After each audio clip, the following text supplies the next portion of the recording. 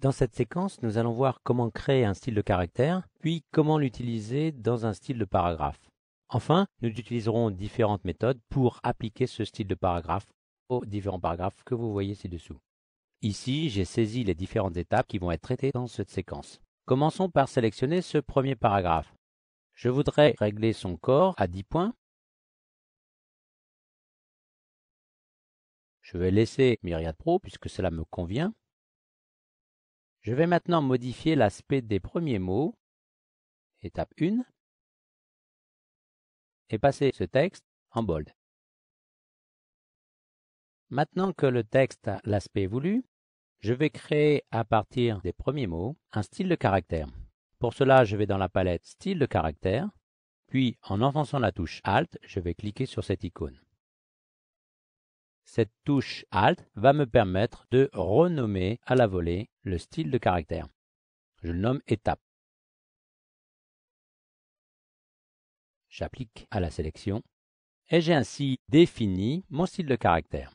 Je vais me placer maintenant dans le paragraphe, un style de paragraphe.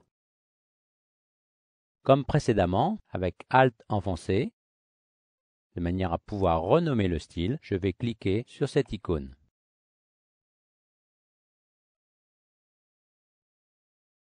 Je vais renommer ce style.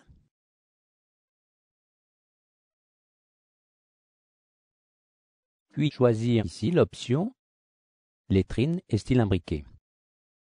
Cela va me permettre d'utiliser le style de caractère que je viens de fabriquer précédemment.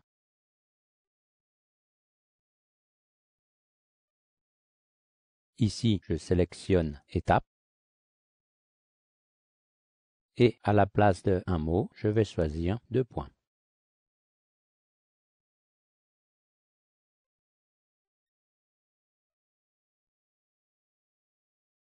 Mon style est prêt, il est même appliqué au premier paragraphe.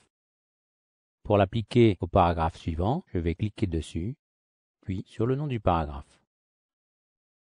Automatiquement, vous voyez que le début du texte est mis en forme avec les attributs du style de caractère.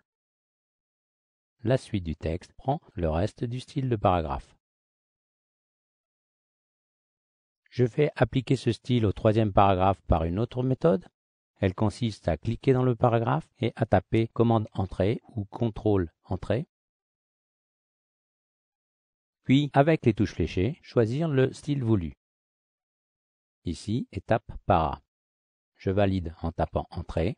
Le style est appliqué. De la même façon, je peux l'appliquer aux autres paragraphes en les sélectionnant, commande entrée ou contrôle entrée, et je choisis à nouveau le style voulu. Cette petite séquence vous a montré comment appliquer rapidement une mise en forme à des caractères puis à des paragraphes en utilisant des styles imbriqués.